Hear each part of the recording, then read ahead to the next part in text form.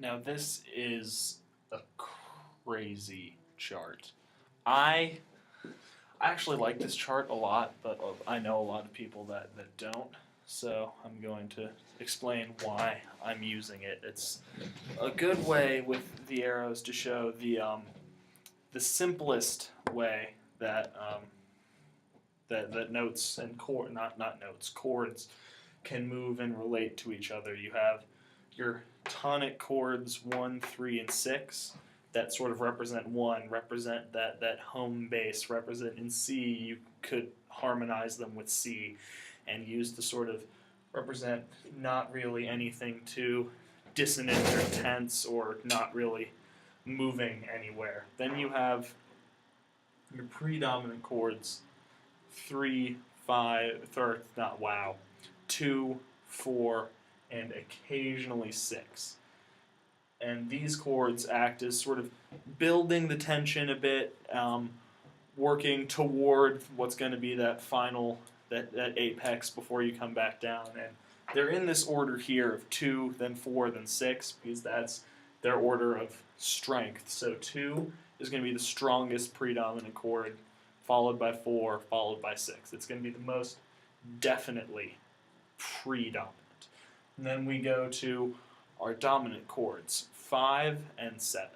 Now these are the sort of the most tense chords that you have while still staying in the key and still staying, within simple rules. They're the most tense chords you have. They're the ones that most want to be resolved back down to 1 and sort of act in all cadences except for a plagal cadence, which only doesn't really happen much anymore. And they're sort of one of the major tools that we use in creating chord progressions. So these arrows here show that 1 can come before any of these chords because that's just what 1 does. 1 being your tonic, being your least tense, not being your consonant sound in a chord progression, can fit anywhere you need to relieve some tension. As well as these arrows show that these predominant chords move to the dominant chords, and this arrow shows that the dominant chords, instead of always leading to 1, can occasionally lead back to 6 here in what's called a deceptive cadence. So it really sounds like it's going to go to 1, but it's going to go back to 6. And of course, everything can always end up back at 1. This is sort of the simplest, not really the best, but the simplest way to explain basic chord function. So what we have here is that same chord progression, but in a minor key. And the reason that I wrote it out, besides that, it has the same rules, 3, 6, 2, 4, all the chords act the same way. They're just different chords because you're basing it on a minor scale than a major scale instead of a major scale. The reason I put this here is because we have a couple differences. You have the major 3 from the natural minor scale, which you'd expect, but over here in dominant chords, you have a 5, 7, a 5 chord, a major 5 chord,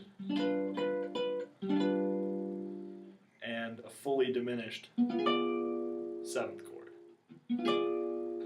Now those aren't chords that we find in our natural minor scale, as we'll remember. And the reason that we use them to write our harmonies in minor instead of minor 5 and half diminished 7, or not half diminished 7, and flat 7 dominant, are because these 2 chords contain leading tones. So again, most of these examples are going to be in C just because it's what we're used to. In C minor, the scale usually has a B flat there, but in order to really make the strength of these chords heard, and make, and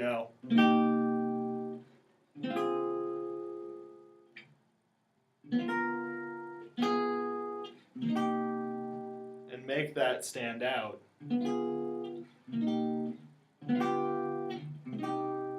make these cadences strong and make these chord progressions strong, we need those leading tones that we get from the harmonic minor scale, which is where we find these two chords.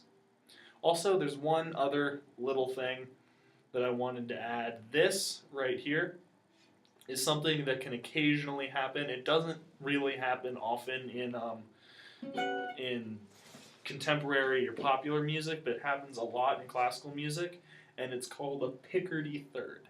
And that's where you have, this is going to sound weird because I'm playing in jazz, but it's where you have a minor chord progression. Let's go.